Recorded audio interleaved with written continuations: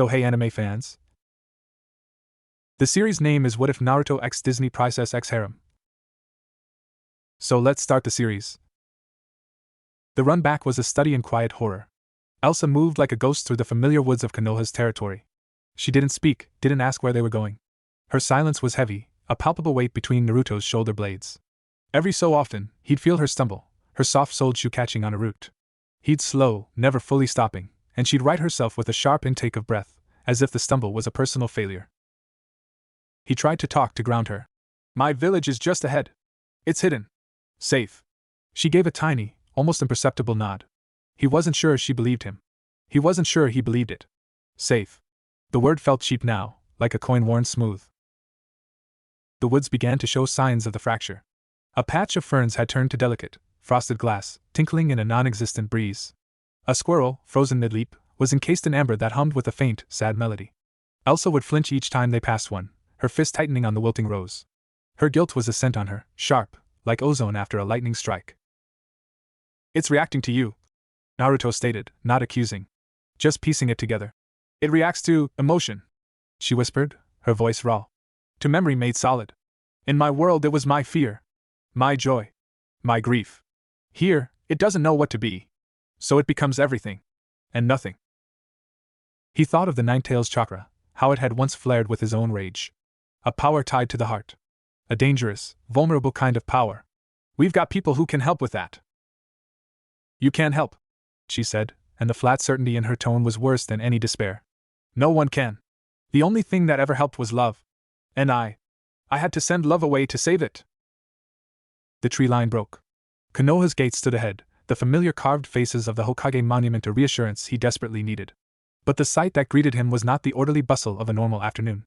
A perimeter had been established 100 yards out. Teams of Hyuga and Sensory Ninja were layered in a defensive cordon, their Byakugan veins bulging. Barrier teams from the Yamanaka and Uzumaki clans were weaving seals in the air, their hands moving in frantic, complex patterns. The air crackled with defensive chakra. Shikamaru stood at the center of it all, a living command post. He saw Naruto and his eyes narrowed, taking in Elsa in a single, comprehensive glance. He didn't approach. He lifted a hand, and a barrier ninja peeled off, creating a small, temporary opening. Straight to the secure medical wing, Shikamaru called, his voice carrying over the low hum of activity. Don't stop. Don't talk to anyone. Sakura's waiting. The weight of the village's fear was a physical pressure. Naruto could see it in the tight set of the guards' jaws, in the way their eyes kept darting to the strange girl at his side. They saw a threat. They saw the source of the wrong-colored sky. Elsa felt it too. She drew her torn cloak tighter around herself, shrinking. She was a queen, but here she was a contagion. As they passed through the gate, a child in the street pointed and was swiftly hushed and pulled inside by a pale-faced parent. The sound of the hush was louder than any scream.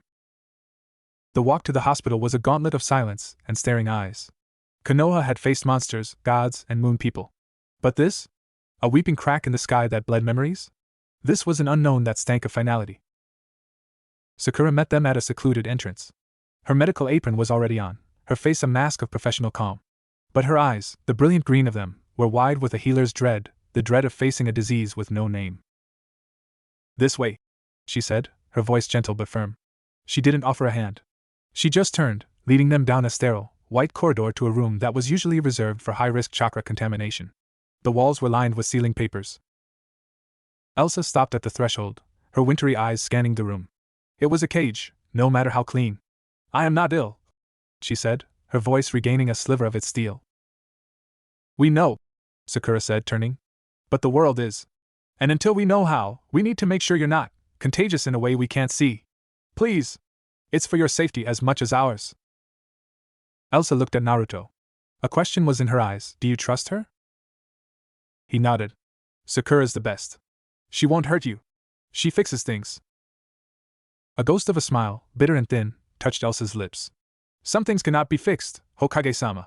Only contained. But she stepped inside. The door sealed behind them with a soft hiss of activating seals. The examination was quiet. Sakura's hands glowed green with diagnostic chakra, but she didn't touch Elsa immediately. May I? She asked, hovering a hand near Elsa's arm. Elsa nodded, stiff as a statue. Sakura's chakra touched her, and the reaction was immediate. The air in the room chilled. Frost spiderweb from Elsa's feet across the linoleum floor. Sakura didn't flinch, but her breath misted.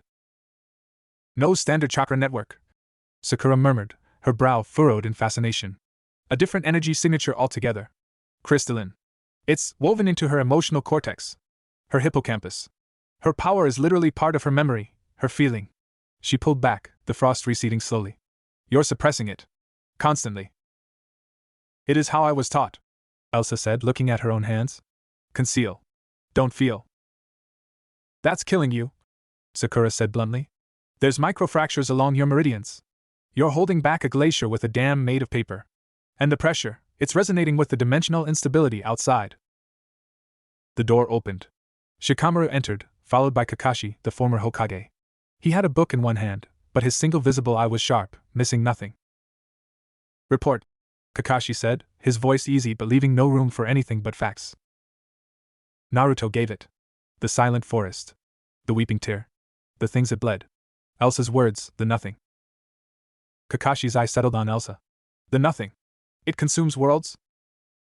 It consumes essence, Elsa corrected, meeting his gaze. She was finding her footing now, in this room of powerful, dangerous people. This was a council of sorts. She knew councils. It began in my kingdom. A place of forgotten stories, old magic. The more people forgot the old truths, the more they clung to simple, easy stories, of good and evil, of happy endings with no cost, the stronger it grew. It fed on the complexity we erased. It is the absence of meaning. The silence after the song ends. Shikamaru pinched the bridge of his nose. Troublesome. So it's not an invading army. It's an invading idea? And my emotion, my magic, is a very old idea, Elsa said. When I wished to escape, my power reacted to that vacuum. It didn't punch a hole. It followed a path the nothing had already eaten. Like a needle going through a rotten thread. And I brought the rot with me. The room was quiet. The implication settled like lead dust. So sealing the tear won't work, Naruto said, his heart sinking. We have to deal with the nothing itself. Which is in her world, Kakashi concluded. A world being actively unmade. We have to send her back, Shikamaru said, logic cold and hard. The instability is localized now, but it's spreading. If the source of the resonance is here, the fracture will keep growing. It will consume this world, too, following her emotional signature like a trail of breadcrumbs. Send her back to what? Naruto's voice was louder than he intended. He saw Elsa flinch. He saw the resigned acceptance in her eyes. She'd expected this. To be consumed by that silence? We don't do that. We don't sacrifice people to save ourselves. It's not a sacrifice. Shikamaru shot back, his own patience fraying. It's a tactical retreat. We contain the breach on our side, she returns to her world, and we sever the connection. 2 worlds saved. By trapping her in a dying one. Naruto was on his feet now. The Hokage cloak felt heavy, stupid. There's always another way. What way, Naruto? Kakashi asked, his voice calm, cutting through the heat. What is your plan? Naruto looked at Elsa. She was looking at her rose, now fully browned, petals curled in on themselves. She was mourning, quietly, for a world already lost. He saw himself in her, in that lonely, stubborn grief. He'd carried that. He'd been that. We go with her, he said. The silence in the room was absolute. Explain, Kakashi said, no judgment. Just a request. We stabilize her, Naruto said, the plan forming in pieces as he spoke. Sakura, you find a way to help her, not suppress her power, but harmonize it. So it doesn't make the tears worse. Then we go back with her. Through the tear. We find the source of this nothing in her world, and we stop it. Not by sealing it. By giving people back their real stories. By fixing the rot. It's a fairy tale, Shikamaru said, but his protest was weak. He was already running the scenarios, the logistics. Our lives are built on fairy tales, Naruto said, thinking of a lonely boy on a swing, of a promise on a bento box, of a teacher who gave his life for a student's dream. The will of fire. That's a story. And it's true. Maybe her world needs a true story too. He turned to Elsa. You said the only thing that helped was love. And you had to send it away. What if you brought something else instead? She looked up from her dead flower. Her eyes were glistening. What could I bring? A stubborn idiot who doesn't believe in no-win scenarios, Naruto said, a grin finally cracking through the grimness on his face. It was a real one, imperfect, a little desperate. And his friends. We're really good at believing in stupid, impossible things. Elsa stared at him. For the first time, the ice in her eyes thawed, not into water, but into a bewildered, fragile hope. It was a terrifying thing to see. More terrifying than her fear. It will be costly, Kakashi said, closing his book with a soft snap. The sound was a period at the end of a sentence. If we fail, we could doom both worlds. And the team that goes, they may not be able to come back. The path may close behind them. It's not a mission. It's an exile with a purpose. Naruto met his teacher's eye. I know. Shikamaru let out a long, world-weary sigh. Troublesome. I'll need 3 days. To pick the team. To devise containment protocols for the breach here. To say goodbye to my wife and kid. His voice caught, just for a microsecond, on the last word. He covered it with a scowl. Sakura stepped forward, her hand resting on Elsa's shoulder. Elsa didn't pull away.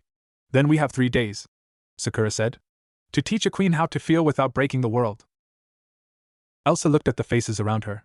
At the strategist who saw her as a problem, at the healer who saw her as a patient, at the veteran who saw her as a risk, and at the Hokage who saw her as a person. She unclenched her fist, letting the dead rose fall to the floor. I will try, she said. And then, softer, to Naruto. Thank you for not letting go. He nodded. Outside the sealed room, the strange, bruised light of the fractured sky painted the corridors of Konoha in shades of violet and unease. But in this small, sterile room, a different kind of crack had appeared, not in the world, but in a fate of solitary despair.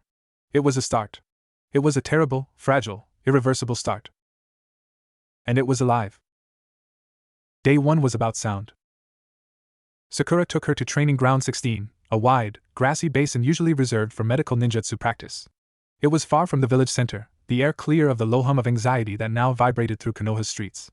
The sky above was still that sickly, bruised purple at the horizon, a constant reminder.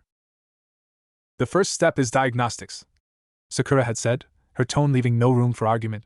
You need to know your own baseline. Not as a queen. Not as a danger. As a system. Elsa stood in the center of the field, feeling absurd. She was still in her torn, mud-stained gown. Someone had offered her shinobi gear, dark, practical, tight, and she had refused with a quiet, firm shake of her head. The dress was an anchor. A tattered, filthy anchor to a home that was being unmade. Close your eyes, Sakura instructed. She stood 10 feet away, a clipboard in hand, a neutral observer. I want you to think of a memory. A simple one. A happy one. Elsa closed her eyes. Happy. The word felt like a stone in her mouth. She reached for one. Her sister, Anna, as a child before the gates closed. Bringing her a chocolate pastry, stolen from the kitchens, her face smeared with it, grinning a gap-toothed grin. Elsa! It's so good! You have to try! A sharp, clean cold bloomed from Elsa's feet. Frost radiated out in a perfect, glittering circle, 20 feet in diameter. The grass blades stiffened, ringing like tiny glass chimes in the breeze. Good, Sakura said, her voice clinical. Notice the physical sensation. Where does it start? In my chest, Elsa whispered, her hand floating to her sternum. A tightness. Then a release. Like a breath I've been holding. Now. A memory of fear. That was easier. The endless corridor of her childhood, her parents' retreating backs, the door to her room closing with a final, soft click. Conceal, don't feel. The frost at the edge of the circle jagged, shooting out in sudden, aggressive spikes. One spike lanced towards Sakura, stopping a foot from her face. Sakura didn't move. She just made a note. The release is faster. Sharper. Almost a cut, Elsa reported, her voice trembling. Anger. Her parents' funeral. The empty thrones. The weight of the crown, cold and heavy, on a head that felt too young. The diplomats with their sly, grasping smiles. The frost turned a brittle, opaque white. It crawled upwards, defying gravity, forming thin, precarious lattices in the air that shattered with faint, musical pops. Grief. Anna. Turning to ice in her arms. The feeling of life, of sunlight and clumsiness, and relentless love, freezing solid under her fingertips. The circle of frost didn't expand. It imploded. The temperature dropped so violently the air itself seemed to crackle. In the very center, where Elsa stood, a single, perfect pillar of ice shot up from the ground, not a spike, but a smooth, weeping column, like a frozen tear. Elsa opened her eyes. She was breathing hard, as if she'd run a mile. She looked at the frozen landscape she'd made, at the intricate, beautiful, dangerous proof of her heart. Then she looked at Sakura, expecting to see fear, or at least professional distance. Sakura's eyes were wet. She quickly blinked the moisture away, clearing her throat. Your emotional spectrum has a direct, potent physical manifestation. Suppression creates a toxic back pressure. We don't need to stop the feeling. We need to conduct it. Like a lightning rod channels a storm. How? The question was a plea. We start with your body. You hold everything in your chest, your throat. You need to ground it. Literally. Sakura walked to the edge of the frozen circle, knelt, and placed her palms on the unfrozen earth. Chakra, for us, moves from a core here. She tapped her stomach. Through pathways, and out through our hands or feet, usually with intent. Your energy wants to go out. So we give it a better path. She spent the next hours teaching Elsa basic chakra control exercises. Not to generate chakra, but to understand flow, focus, release. They started with leaf sticking. Elsa, in her fine dress, sat in the grass, a maple leaf perched on her knuckle. She stared at it with an intensity usually reserved for state treaties. It's not about force, Sakura said, watching the leaf tremble. It's about invitation. Elsa's brow was furrowed. The leaf didn't stick. Instead, a delicate filigree of frost crystallized along its veins. She sighed, a puff of visible mist. You're trying to use your power to do the exercise, Sakura observed. That's not it. The exercise is to give your power something else to do while your mind focuses on a simple task. It's a distraction for the part of you that's scared. By sunset, Elsa could make the leaf adhere for a full minute before it either froze or fell. Her hands were shaking with exhaustion, not from physical strain, but from the monumental effort of not doing the thing she'd always done. It was like learning to breathe manually after a lifetime of it being automatic. As they walked back, the purple stain on the sky seemed darker. They passed the playground, empty now. A single, forgotten swing moved in the wind, its chains creaking. Your sister, Sakura said, not looking at her. The one you grieved for. You sent her away? I pushed her away, Elsa corrected, the words ash in her mouth. To protect her. From me. From the kingdom. It was the only choice I saw. Sakura was quiet for a long time. The sound of their footsteps on the path was loud. I pushed people away too. For a long time. I thought it made me stronger. Focused. It just made me lonely, and my strength became brittle. She finally glanced at Elsa. Love isn't a weakness you have to manage. It's the anchor. It's what keeps the storm from blowing you completely off the map. Even if it hurts. Especially when it hurts. Elsa had no answer. The concept was as foreign to her as this village of ninja. Day 2 was about silence. Shikamaru took her to the Nara forest, to the clearing where the clan's deer wandered among the dappled shadows. He didn't make her do exercises. He just sat on a sun-warmed rock, gesturing for her to sit on another. We're not here to talk about your power, he said, his eyes tracking a young buck picking its way through the trees. We're here to talk about consequence. And cost. Elsa sat, smoothing her ruined dress. She waited. Naruto's plan is, in all measurable, logical terms, terrible, Shikamaru stated. The probability of success is below 5%. The probability of catastrophic, two-world-ending failure is around 70%.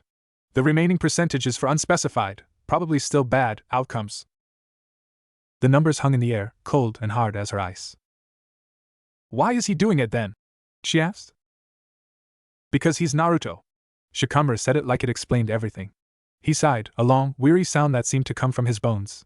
And because he sees himself in you. The outcast. The one blamed for the catastrophe they didn't ask for. He's made a career out of proving logic wrong. It's incredibly troublesome. He plucked a blade of grass, twirling it between his fingers. The team he's assembling, they're not going because it's a good mission. They're going because he's going. And because, on some level, they believe in his stupid fairy tale. I have to make that fairy tale into a strategy. And to do that, I need to know what we're walking into. Not the magic. The people. He looked at her, his gaze sharp, dissecting. Tell me about Arendelle. Not the maps. The politics. The factions. Who believed in the old stories? Who wanted them forgotten? Who benefited from the silence? So she told him. She spoke of her parents, well-meaning but terrified, who chose isolation over understanding. Of the Council of Elders, who saw magic as a volatile resource to be controlled or, better yet, erased from history. Of the foreign dignitaries from neighboring kingdoms like Wesselton and the Southern Isles, who saw a magical queen as either a weapon to acquire or a threat to neutralize. She spoke of the common people, whose love for her was fraying, turning to confused fear as eternal winter gave way to a creeping, gray nothing that made them forget their own children's names. Shikamaru listened, rarely interrupting. He asked short, precise questions. Tax revenue during the eternal winter? Alliance terms with Wesselton? Primary exports before the nothing? He was building a model in his head, a map of pressures and fractures. When she finished, the afternoon light was slanting long through the pines. So the nothing didn't attack a healthy kingdom, he mused.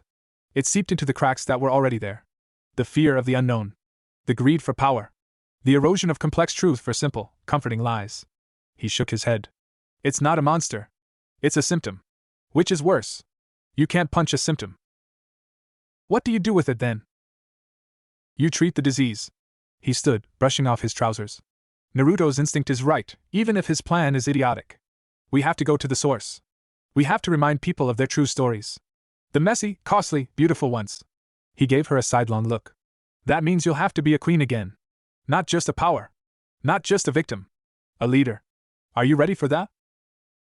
The question terrified her more than the nothing. She had been a queen of doors, of closed gates and concealed hearts. I don't know, she said honestly. Troublesome, he muttered, but it wasn't an accusation. It was an acceptance. Well, you have one more day to figure it out. Tomorrow, you talk to Kakashi. He's good at teaching lost causes how to find their way. Or at least how to walk without falling over. Day 3 was about choice. Kakashi met her at the memorial stone. It was early morning, the stone slick with dew, the names of the lost carved deep into its surface. He wasn't reading his book. He was just standing there, one hand in his pocket, looking at the countless etched lines. Do you know what this is? He asked, without turning. A monument, Elsa said, approaching slowly. To your fallen. It's a promise, he corrected, his voice soft. A promise to remember. That their choices, their lives, their mistakes, mattered. That they weren't erased. He finally turned to look at her. His face was mostly covered, but his one visible eye was old, older than the forest. Shikamaru told me your world is being forgotten. That's a special kind of hell. He gestured for her to walk with him. They left the stone behind and climbed a path up to one of the lesser cliffs overlooking the village. Konoha sprawled below, waking up. Smoke from morning fires curled into the strange sky. From here, you could almost pretend the purple was a beautiful dawn. Naruto wants to save your world, Kakashi said. Sakura wants to heal you. Shikamaru wants to solve the problem. They're all good reasons. But you... He stopped, leaning against a birch tree. You have to have your own reason for going back. A reason that isn't guilt, or duty, or because a loud blonde Hokage told you to. Because when it gets hard, and it will get harder than you can possibly imagine, those reasons won't be enough. Elsa looked out at the village. She saw a mother chasing a laughing child. 2 ninjas sparring on a distant roof. The vivid, chaotic, alive mess of it. I don't have a reason, she confessed, the truth a hollow in her ribs. I am reasonless. I am a mistake that broke into your world. Maybe, Kakashi said, not unkindly. Or maybe you're a question. And your world is the answer. He pushed off from the tree. I'm not going with you. My time for grand, world-saving missions is past. My job is to hold this line, to keep this village standing while you're gone. It's a smaller job. Just as final. He reached into his vest and pulled out a small, worn leather pouch. He tossed it to her. She caught it, surprised by its weight. Open it. Inside was a single, plain kunai. Its edge was nicked from use, its handle darkened with sweat and oil. It's just a tool, Kakashi said. It's not magic. It won't fix anything. But it's a choice. When you have that in your hand, you have options. You can cut a rope. You can dig a hole. You can defend yourself. Or you can decide not to use it. The power is in the choosing, not the blade. He met her eyes. Your magic is a part of you. It's not a tool you picked up. But how you use it, that's still a choice. The most important one you'll ever make. Don't let the choice be made for you by fear, or by well-meaning ninja, or by the silence of a dying world. Choose. He left her there on the cliff, with the weight of the kunai in her palm and the weight of his words in her soul. The team assembled at dusk at the edge of the fractured clearing. The tear had grown. It was now a ragged, pulsing maw, 20 feet across. Around it, the corrupted zone was a surreal garden of frozen music, crystallized laughter, and floating, shimmering pools of stolen color. The air smelled of ozone and old books. Naruto stood at the front, dressed for travel, his Hokage cloak absent. He looked younger without it. Beside him was Sakura, her medical pack bulging, her expression focused. Next to her was a man Elsa hadn't met, a tall, brooding figure with a scarf covering the lower half of his face and a massive gourd on his back. His eyes, sunken and shadowed, held a weariness that mirrored her own. This is Gaara, Naruto said by way of introduction. Kazekage of the Sand. He's good with containment. Gaara gave a single, slight nod, his eyes on the tear. Shikamaru was there too, looking irritated at his own presence. Someone has to keep you all from walking off a conceptual cliff, he grumbled, checking the seals on a large scroll at his hip. The final member was a surprise. A young woman with dark eyes and hair even whiter than Elsa's, pulled into a high ponytail. She wore a friendly smile that didn't quite reach her eyes, which were scanning the tier with analytical precision. "Hinata Hyuga," she said, her voice soft. "My eyes can see energy flows. I will try to navigate the instability." Elsa stood before them, having changed not into shinobi gear, but into a simpler, sturdier dress of deep blue wool that the village seamstress had worked on day and night. It was still a dress. It was still her. In her hand she held Kakashi's kunai, tucked into a leather belt. On her face was a look of quiet, trembling resolve. "Are you ready?" Naruto asked her. She thought of the leaf sticking to her finger. Of Shikamaru's terrifying percentages. Of Kakashi's promise in the stone and the choice in the blade. She thought of Anna, not as a frozen statue, but as a living, breathing, messy girl who loved too loudly and tripped over her own feet. "No," Elsa said. And then she stepped forward, towards the weeping tear. "But I am choosing to go anyway." Naruto's grin was all teeth and sunlight in the gathering dark. "That's the only way it ever works." He didn't give a speech. He just looked at his team, his wife, his friends, the strange queen from a broken story, and nodded. Together they walked into the jagged, singing purple light. The sound wasn't of tearing, but of unraveling. A thread pulled from the fabric of reality. Elsa felt her own power resonate, a note in a terrible chord. For a second, she saw not the clearing, but 1,000 reflections, a glass slipper shattering, a spinning wheel pricking a finger, a rose losing its last petal, a voice being traded for legs, a kingdom asleep under thorns, all stories held in a balance, all teetering on the edge of the same silent nothing. Then the world folded in on itself. The last thing Elsa heard from the world of shinobi was not a cheer, or a prayer, but the simple, lonely creak of a swing moving in an empty playground. A sound holding its breath. Then silence. And within it, the beginning of a different sound, the crunch of dead leaves underfoot, the sigh of a wind that carried no scent, and the distant, hollow echo of a castle bell tolling in a kingdom that was beginning to forget its own name. The silence was a physical thing. It coated Elsa's tongue, pressed against her eardrums like deep water. It wasn't an absence of sound, but the sound of absence, a low, resonant hum of nothing that vibrated in the marrow of her bones. They landed not with a crash, but with a muffled, sinking feeling, as if the ground itself was unsure of their existence. The air was a uniform, oppressive gray. Not a fog, but a drained pallor, like the world was a faded charcoal sketch. The familiar pine forest that should have surrounded Arendelle's borders was gone. In its place stood a grove of skeletal trees, their branches brittle and still, holding not leaves but clumps of a fibrous, gray material that looked like solidified dust. Naruto was the first to move, a hand on Elsa's shoulder, his body angled defensively. "Report," he said, his voice startlingly loud in the muffled atmosphere. Hinata's Byakugan flared, the veins around her eyes bulging against the gray pallor. She swept her gaze in a slow, deliberate circle. "Chakra signatures absent. Natural energy flow is stagnant. There is movement, half a mile northeast. But the energy is faint. Flickering. Like a guttering candle." She paused, her brow furrowing. "The ground, it does not end. It just becomes less defined. The further out I look, the more the physical details blur into a uniform, neutral substance." Shikamaru knelt, touching the earth. It was dry and powdery. No microbial life. No moisture. It's not dead soil. It's unmade soil. A placeholder. He looked at Elsa. "This is the border?" Elsa stared, her heart a cold, hard knot. This was the enchanted forest. It was full of color. Of spirits. The air danced. Her voice broke on the last word. She pointed a trembling finger at one of the gray trees. That was a gale spirit. It was mischief and wind. Now it was a frozen scream in dust. Gaara's sand, which had risen in a protective shell around them upon arrival, settled back into his gourd with a faint hiss. "The corruption is advanced," he stated, his voice a dry rustle. "It does not destroy. It replaces. A passive, total conversion." "Which way to your castle?" Sakura asked, her medic's mind already assessing the environment for threats to their physiology. The lack of vibrant life energy was itself a kind of toxin. Elsa turned, disoriented. The landmarks were eaten away. Then she saw it, a faint, ghostly impression in the gray, like a watermark on paper. The outline of the fjord's cliffs, but without depth or shadow. "There," she whispered. "The fjord is that way." They moved in formation, a practiced, silent unit with Elsa at the center.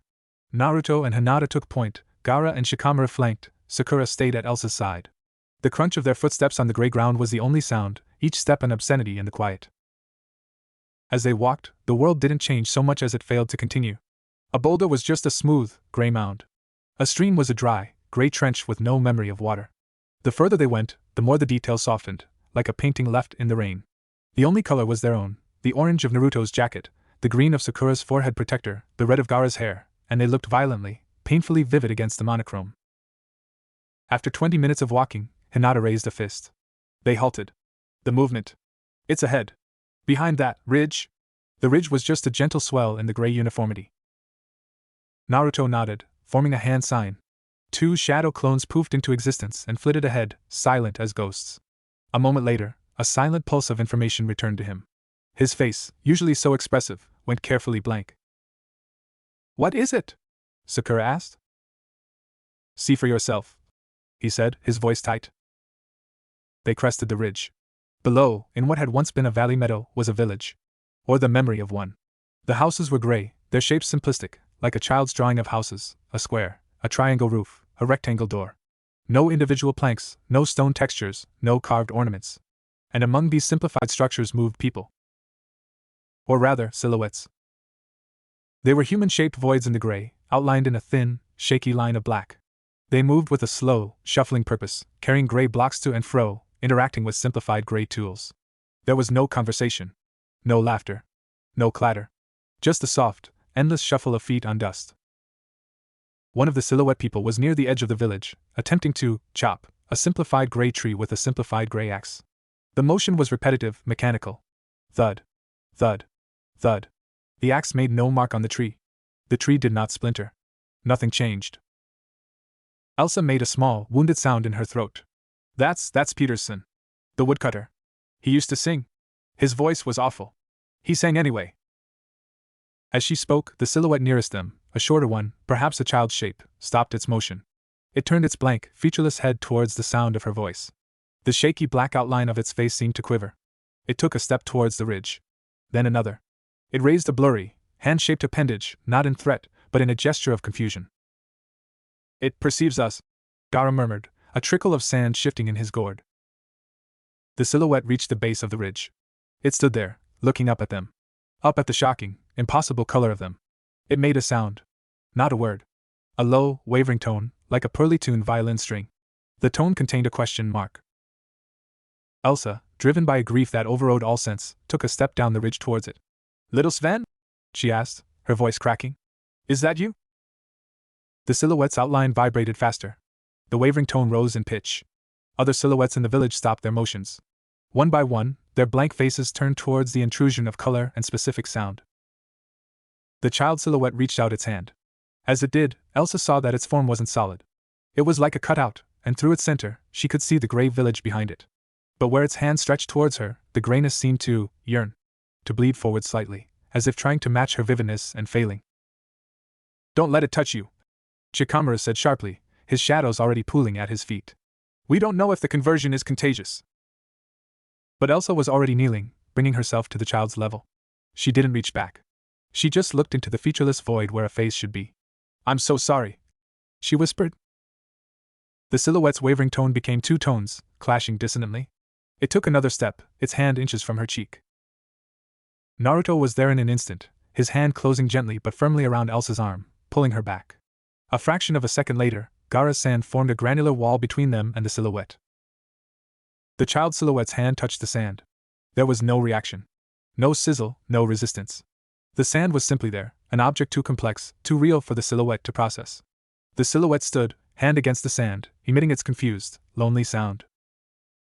The other villagers began to shuffle forward, a gathering crowd of human-shaped absences, drawn to the anomaly. We need to move, Hinata said, her Byakugan watching the energy flicker around the silhouettes. They are not hostile. But their presence is destabilizing the area. The gray is thickening where they gather. To the castle, Naruto said, his jaws set.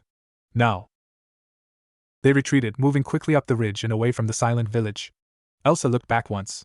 The silhouettes had clustered at the base of the ridge, a congregation of voids, watching them go. Not with malice, but with a hollow, forgotten longing that was worse. The journey to Arendelle was a trek through a fading dream. The great bridge leading to the castle island was intact, but its stone had lost all grain and texture, becoming a smooth, gray ramp. The castle itself was a shock. It stood, but it was a simplified, iconic version of itself, a child's toy castle, all clean lines and flat planes, rendered in varying shades of gray. The banners were blank rectangles. The windows were dark, empty squares. No guards walked the walls. No smoke rose from the chimneys. The gates were open. Beyond them, the courtyard was empty. This was the heart of the kingdom, Elsa said, her voice hollow. It was never silent. There were always footsteps, orders, laughter, the clang from the blacksmith, the scoldings from the cook. They passed through the gates. The interior of the castle was worse. Corridors stretched into gray nothingness, doors led into empty, undefined spaces. Furniture was reduced to basic geometric shapes. It was a map of a place, not the place itself. In the grand hall, on the two simplistic gray thrones, sat two silhouettes. Their outlines were slightly more detailed, wearing the vague suggestion of crowns. They sat perfectly still, facing forward. Elsa stopped, her breath catching. Her parents. Reduced to royal cutouts, holding court in a hall of nothing. She took a step forward, then another. Naruto moved to stop her, but Sakura put a hand on his arm, shaking her head minutely. This was a wound that had to be witnessed. Elsa walked until she stood before the thrones. She looked up at the blank faces. The love she had for them, complicated and laced with the pain of their fear, was a storm inside her chest. She felt the familiar tightness, the urge to let the cold out. But she remembered Sakura's lesson. Conduct it. Don't let it explode. She didn't freeze. She didn't scream. She simply knelt on the hard, gray floor of the hall, placed her hands flat on the ground, and let the feeling flow through her, into the earth. A single, perfect snowdrop, white with a green stem, pushed up through the gray stone at her knees. Then another. A tiny circle of life and specific color in the vast, generic gray. The silhouette of her father king turned its head. The blank space where its eyes would be looked down at the snowdrops. It made no sound. It just looked. Then, slowly, it raised its hand and pointed a fuzzy finger not at Elsa, but past her, towards the rear of the throne room, where a grand, now simplified tapestry hung. The library. Elsa breathed, understanding. The royal library. She stood, leaving the small circle of snowdrops blooming at the foot of the empty thrones. She led the team through the hollow castle to a set of large, ornate doors that were now just gray rectangles. She pushed them open. The library was vast, and it had resisted the grayness slightly better. The shelves were still there, though simplified. And on them were books. Thousands of them. But as Elsa ran to the nearest shelf, her hope curdled. The books were blank. Gray covers, gray pages. Not a single letter, not an illustration. The history, the stories, the knowledge of Arendelle, erased. The stories, Elsa whispered, running her fingers over the empty spines. This is what it feeds on. The specific stories. The messy truths. It leaves the structure. Shikamaru mused, picking up a blank book. It was weightless. The concept of book remains. The concept of king and queen remains. But the content, the meaning, gone. A choked sob escaped Elsa. This was the heart of the loss. Not the destruction, but the hollowing out. Hinata, her Byakugan active, was scanning the room.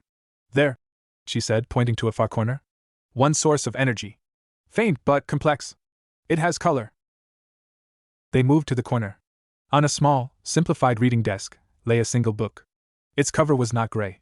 It was a faded, but distinct royal blue. Elsa reached for it with trembling hands. It was a journal. Her mother's. The pages were brittle, and many were blank, but near the middle, a few entries remained, the ink a faded brown but legible. Elsa's powers grow stronger. The doctor from the Southern Isles suggests isolation. He speaks of containment and public safety. My heart says this is wrong. She is our child, not a threat. But the fear is a living thing in the court. It whispers. We are so young to bear this crown, and the weight of her secret is crushing us. We are making a choice from fear. I pray it is not the wrong one. We have closed the gates. Anna's cries haunt my sleep. She asks for her sister every day. We tell her Elsa is ill. It is a lie that tastes like ash. We are breaking one child to possibly save the other, and the kingdom. What kind of rulers does that make us? What kind of parents? Elsa's tears fell on the page, smudging the old ink. This was not a grand history. It was a private, painful, human story of love and fear and failure. It was true. And because it was hidden, personal, written in a queen's secret hand, then nothing had missed it. It had been too small, too specific to be consumed by the generic hunger. It needs the big stories, Naruto said, understanding dawning. The public ones. The easy narratives. The reclusive, dangerous queen. The happy ever after. It eats those. But the small, true, complicated stories, it overlooks them. They're too hard to digest. Elsa closed the journal, holding it to her chest like a newborn. It was a seed. A single, surviving seed in a field of ash. A sound echoed through the dead castle then. Not a shuffle. A scrape. Deliberate. Heavy. Coming from the entrance hall. Gaara's hand rose instantly. Naruto's hands formed a seal. They moved as one, back towards the grand hall. In the center of the hall, standing between them and the thrones, was a figure. It was not a silhouette. It had form, but a form that rejected definition. It was the gray of the world, but concentrated, given a mocking semblance of a man in a fine, featureless coat. Its face was smooth, blank, but where features should be, the gray swirled slowly, like oil on water. In its hand, it held not a tool, but a simplified gray conductor's baton. It did not speak. It tilted its head. And the gray of the castle walls around them leaned in. The curator, Elsa whispered, despair and recognition mixing. The one from the Southern Isles. The expert on magic. He wanted to study me. To own the story. The figure, the curator, raised its baton. It made no sound. But the silence in the hall deepened, became hungry. The vague, gray shapes of the furniture began to lose even their basic forms, melting into the walls. The world was becoming simpler by the second. It was coming for the blue journal in Elsa's arms. It was coming for the last, complicated truth. Naruto stepped forward, a Rasengan blazing to life in his hand, a vortex of pure, chaotic energy and sound. Hey! Blankface! Over here! The curator's head swiveled towards him. The swirling gray of its face focused on the brilliant, impossible blue of the Rasengan. It did not look threatened. It looked interested. It pointed its baton. The sound-dampening silence rushed towards the Rasengan like a wave. The brilliant blue light began to dim, not fade, but unmake. The furious, grinding roar of the technique grew distant, muffled, as if heard through a thick wall. Naruto's eyes widened. He cancelled the jutsu, leaping back as the wave of silencing gray passed through the space where he'd been. It doesn't fight the energy, Shikamaru called out, his mind racing. It defines the space where energy is allowed. It's rewriting the local rules. Gaara's sand surged forward in a wave, aiming to engulf the curator. The gray figure didn't move. The sand hit an invisible boundary a foot from it and stopped. Not repelled. Just rendered inert. The individual grains lost their sharp edges, becoming soft, gray blobs that pattered to the floor like rain. Hinata fired a precise gentle fist strike from a distance, a needle of chakra aimed at the energy center she perceived within it. The strike hit, and dissipated. There was no center. There was only the uniform, defining gray. The curator took a step towards Elsa. Its blank hunger was absolute. Elsa looked from the advancing figure to the journal in her hands. To the snowdrops at the throne's base, already being leached of color, their white turning a sickly pale gray. She felt the cold terror in her chest, the old, familiar command: conceal. Don't feel. Hide the truth. But she also felt the weight of Kakashi's kunai at her belt. The weight of a choice. She closed her eyes. She didn't push the fear down. She let it flow, not outwards in a destructive blast, but inwards, along the pathways Sakura had helped her imagine. She grounded it in the memory of her mother's handwritten words, in the feel of the journal's leather. She focused not on stopping the curator, but on defining her own space. She opened her eyes and breathed out. A circle of floor around her, 10 feet in diameter, did not turn to ice. It remembered. The gray stone resolved into specific, veined marble. The color did not return in a blaze, but in delicate washes, the soft gold of torchlight, though no torches burned, the deep red of the royal carpet, the polished walnut of a nearby table that flickered into existence. It was a memory of the hall, imperfect, translucent, but specific. And in the center, the snowdrops blazed white again. The curator stopped. The swirling gray of its face churned faster. It pointed its baton at her bubble of memory. The silencing wave pressed against it. Elsa gritted her teeth. Holding the memory was like holding up a collapsing ceiling. It was a fight not of power, but of attention. The nothing demanded she simplify, forget, let go. She had to insist on the details. The chip on the third marble tile from the left, the scent of beeswax and old paper, the distant echo of her sister's laugh from a sunlit corridor. The bubble shrank. An inch. Then another. The walnut table faded back to a gray rectangle. It's a battle of narratives, Shikamaru said, his voice urgent with understanding. We can't attack it. We have to outstory it. Naruto looked from Elsa's straining face to the blank, hungry curator. A story? He knew about stories. He was made of them. The outcast. The container. The friend. The Hokage. He stepped forward, to the edge of Elsa's fragile, remembered space. He didn't make a Rasengan. He just started talking, his voice loud, clear, and utterly, vulnerably specific. "My name is Naruto Uzumaki," he shouted at the gray figure. "I used to eat expired milk because it was the only thing in my apartment. I failed the graduation exam 3 times. My first real friend tried to kill me. I have a giant fox demon sealed in my gut that used to try to take over my body every time I got angry. I've been beaten, betrayed, and told I'd amount to nothing my whole life." With each sentence, each messy, complicated, human detail, the silencing pressure against Elsa's bubble seemed to waver. The curator's baton hand trembled slightly. Naruto took another step, now fully in the gray, but his vivid orange jacket was a flag of defiance. "And I saved my best friend from himself. I brought peace to 5 great nations. I married an amazing woman who used to have a crush on my rival. I have 2 kids who drive me crazy and I'm late on all my paperwork. My life is a mess. It's complicated and hard and stupid and beautiful. And you can't have it." He roared the last words. And for a fraction of a second, the gray around him recoiled. It didn't change color. But it gained a texture, the vague, ghostly impression of the Konoha memorial stone, of ramen shop signs, of a single swing moving in an empty playground. It was Naruto's story, imposed on the blankness through sheer, stubborn will. The curator staggered back a step. The unified, simplifying gray of the hall fractured into competing, faint impressions, Elsa's memory of the castle, Naruto's memory of home. It was enough. "Now, Shikamaru!" Sakura yelled. Shikamaru's shadows, which had been pooling not to attack, but to connect, shot out. They didn't touch the curator.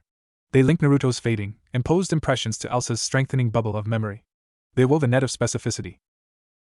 The curator let out a sound. Not a word. A flat, negative chord, a denial of all music. It shook its head violently, the swirling gray of its face becoming chaotic. Then it turned, not into mist, but into a sudden, total absence. It was just gone, leaving behind a patch of floor that was neither gray nor colored, but a sheer, dizzying void that hurt to look at before the ambient gray slowly seeped back in to fill it. The pressure vanished. Elsa's bubble of memory solidified, the marble floor becoming real under their feet, the snowdrops crisp and bright. She sank to her knees, gasping, the journal clutched tight. The cold she had conducted left a fine, beautiful frost tracing the veins in the marble, a testament not to fear, but to focused feeling. Naruto walked back into the circle, breathing hard. He wasn't injured, but he looked drained in a way a physical fight never left him. It retreated. Hinata confirmed, her Byakugan still active. But not far. The blandness is reconsolidating around the castle. It's learning. Gaara recalled his now dulled sand, examining the bland, rounded grains. We defined a temporary truth. It was insufficient to destroy the falsehood. It will adapt. Shikamaru nodded, his face grim. We won a skirmish by being more annoyingly complicated than it could handle in one moment. Next time, it will be ready for stories. He looked at Elsa, at the journal. We need more. We need the source of the stories. You said the only thing that helped was love. You sent it away. Where? Elsa looked up, her winter blue eyes clear for the first time since they'd arrived. The answer was a name, a direction, a memory of vibrant red hair and relentless warmth in a world that was now all cold gray. Anna, she said. I sent her to the Valley of the Living Rock. To the trolls. It's a place of very old, very stubborn stories. If anywhere resisted, it would be there. Then that's where we go, Naruto said, offering her a hand to pull her up. His grin was back, tired but real. Let's go find a happy ending that's messy enough to save the world. Outside the bubble of memory, the gray castle waited, silent and hungry. But in the library, a single blue book held a mother's fear and love. And in the throne room, a circle of remembered marble held the team, a handful of snowdrops, and the fragile, stubborn sound of a story being refused to be forgotten. This journey was through a world of apathy. They left the hollow castle, stepping from Elsa's circle of memory back into the consuming gray. It felt like sinking into lukewarm water. The vividness of their group, orange, green, red, white, blue, seemed almost rude against the landscape, which wasn't hostile, just indifferent. It absorbed detail without reaction. They traveled in a tighter formation now, the encounter with the curator having stripped away any illusion of this being a simple rescue. Hinata's Byakugan was a constant scan, not for enemies, but for the slow creep of the conceptual gray. It's not chasing us, she murmured, her voice barely disturbing the thick silence. It's settling. The area we passed through an hour ago is already more uniform than when we left it. Our passage is a temporary disturbance. A ripple that smooths out. Shikamaru chewed on a ration bar that tasted of nothing. The gray seemed to leach flavor as well as color. It's a homeostasis. A state of maximum entropy. Stories, emotions, specific memories, they're energetic. They create friction, difference, conflict. This is the end of conflict. The great quiet. Elsa walked beside Sakura, her mother's journal tucked inside her dress, a hard rectangle against her heart. The trolls, she said, more to convince herself than to inform the others. Grandpappy, he's ancient. He understands the oldest magic. The magic of truth, not tricks. He said love was the answer. He must have been able to protect Anna. The valley is sacred. Sakura adjusted her medical pack strap. Sacred places have a way of holding on. She agreed, but her tone was that of a scientist stating a hypothesis, not a believer offering comfort. The energy signature would be dense, complex. It might resist the dilution longer. As they climbed into the foothills, the gray began to show its first signs of strain. The smooth, generic slopes gave way to terrain that was lumpy. The shapes were still gray and textureless, but they were more varied, jumbled spheres, awkward cubes, rough pyramids all fused together in a chaotic pile that stretched upwards. This was the Boulder Pass, Elsa said, a flicker of relief in her voice. The trolls would roll down these stones for fun, for ceremony. The shapes, they're wrong, but at least they're not just smooth slopes. Something remembered shape here. Naruto touched a rough, gray pyramid the size of a horse. It was cool and slightly porous, like pumice. It's like a bad copy. It is a copy, Gaara stated. His sand had been listless since its encounter with the curator, but now a few grains drifted out to taste the air around the stones. Without the essence. The memory of rock without the memory of being rock. Of forming under pressure, of wearing in the wind. They pressed on, the chaotic gray stones becoming more numerous, until they stood at the mouth of the valley itself. It was not the vibrant, mossy, echoing canyon Elsa remembered. It was a vast, gray amphitheater carved from the same lumpy, generic substance. But in its center there was a circle that was not gray. It was brown. A dull, muddy, exhausted brown. And within that circle were shapes, dozens of them, small and large, all the same uniform brown, frozen in stiff, simple poses. They were trolls. Reduced to generic, lumpy clay figurines, their faces smooth bumps, their stony hair simplified into waves. They stood in a silent, petrified congregation, facing a central, slightly larger brown figure. In front of that central figure, a splash of color so shocking it hurt the eyes. A girl. She had hair like rusted copper, a dress of faded but still discernible green and purple. She was on her knees, her back to them, her hands clasped around one of the brown troll's lumpy feet. And she was talking. Her voice was the first real sound they had heard since arriving, a raspy, constant, desperate stream of words, tumbling over each other. And then I tripped, obviously, because it was icy and my shoes were never right for running, and I slid right into the postern gate, and Klaus the guard laughed but he helped me up, and I said thank you, Klaus, you're a gem even if your soup is terrible, and he said princess, you're a menace, but he was smiling, and then I went to the kitchens and cook gave me a pastry, it was cherry, my favorite, and she said don't tell your sister. And I said I wouldn't, but of course I was going to. Tell you, Elsa, I always told you everything, I was just going to save you half, the good half, with the most cherries, because you always liked the fruit part better than the crust, and… Anna, Elsa whispered. The name was a prayer, a fracture in her soul. The girl didn't hear. She just kept talking, pouring a torrent of specific, mundane, vibrant memory against the brown, silent statue. She's been doing that the whole time, a gravelly, weary voice said. From behind a larger brown lump that might have been a boulder, a figure emerged. He was not brown. He was a dark, mottled gray, closer to real stone than the world's bland palette. But he was fading. His form was crumbled at the edges, details like the deep lines of his face and the lichen on his shoulders were soft, blurred. It was Grandpappy, but he looked like a statue left in acid rain. She arrived just as the silence began to climb our valley, Pappy said, his voice like two stones grinding together. He looked at Elsa, his ancient eyes holding a profound, tired sadness. We rallied. We sang the oldest songs, the songs of mountain roots and river births. We told the stories of the world when it was young and loud. It slowed the gray. Turned it to this, brown. A compromise. But it was a delaying action. He gestured a crumbling hand towards the circle of frozen trolls. One by one, they exhausted their stories. Their specific memories of a specific pebble they turned for 1,000 years, of a joke shared with a long-dead pine, of the taste of a particular sunrise. When their story ran out, they simplified. Became concept. Troll. Not an individual. Just the idea of one. He looked at Anna, a flicker of something like awe in his fading eyes. But her story, it has no end. It is all middle. It is breakfasts and stubbed toes and awkward conversations and burning the toast and mending socks and hoping for sun on a picnic day. It is relentlessly, infuriatingly, beautifully banal. The nothing, it feasts on grand narratives. Tragic queens. Epic loves. Heroic sacrifices.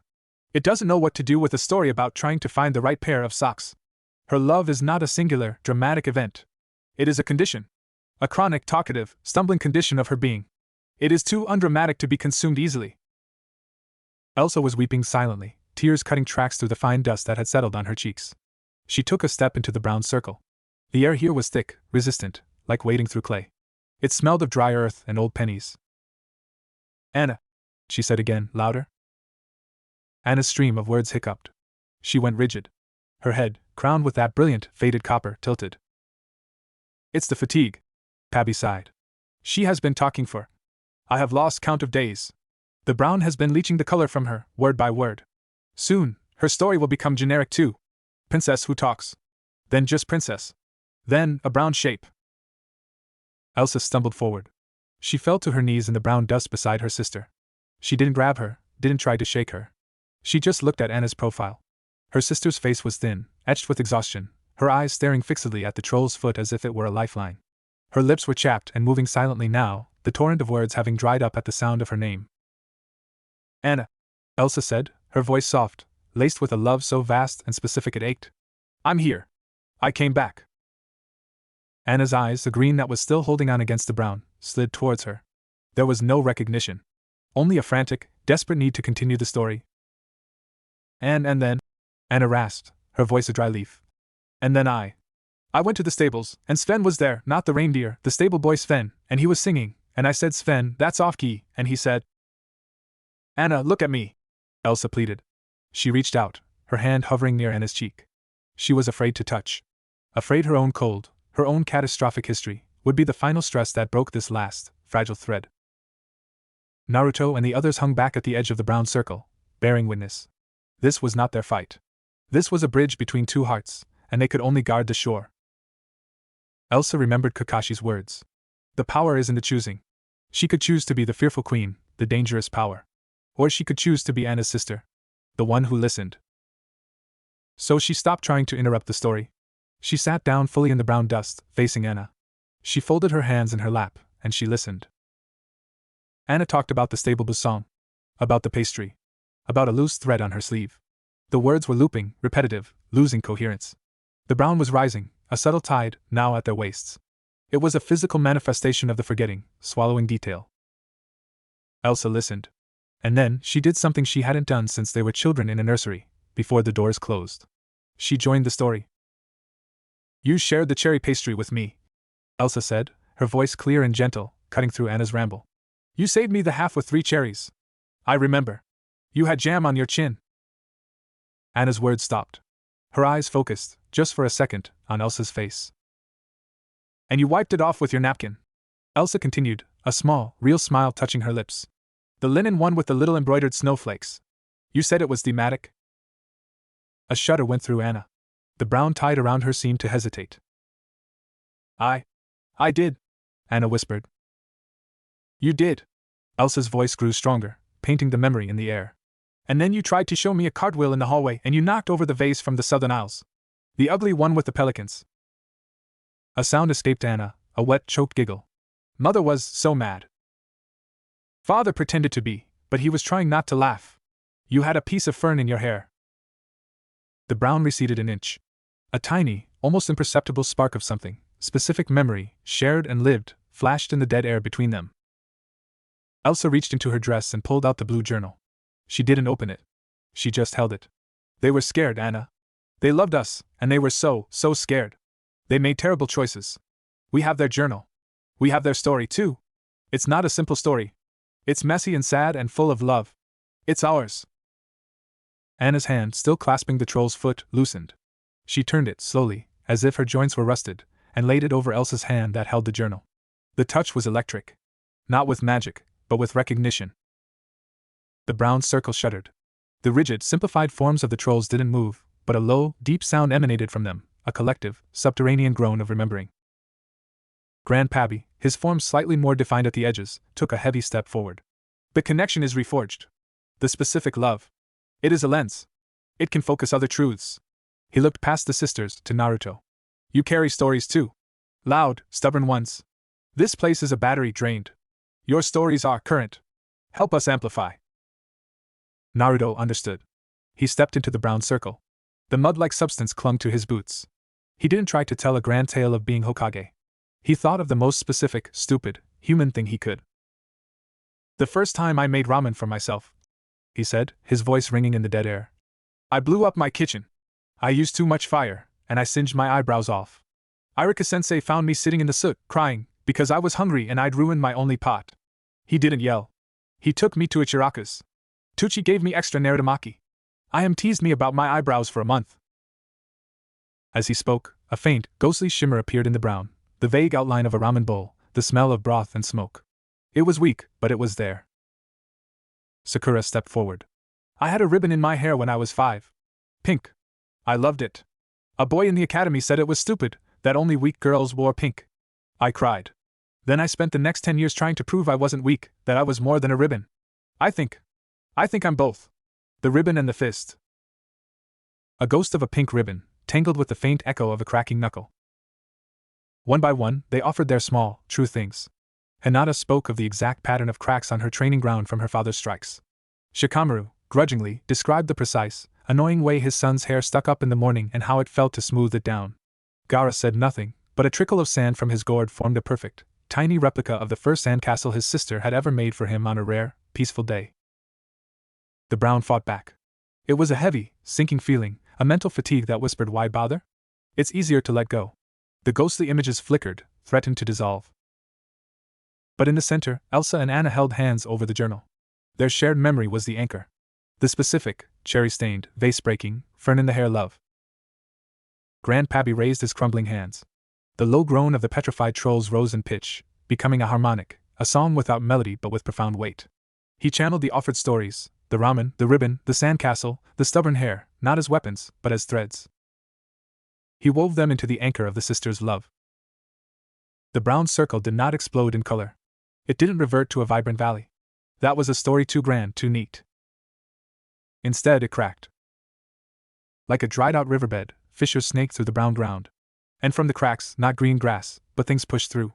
A single, real daisy, its white petals smudged with dirt.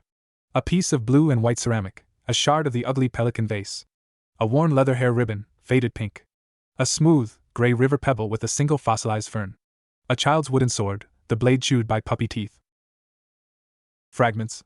Incomplete, broken, specific fragments of real lives, real stories. A messy, archaeological dig of a heart. The tide of brown drained away, seeping into the cracks, leaving the circle a broken, littered, real patch of ground.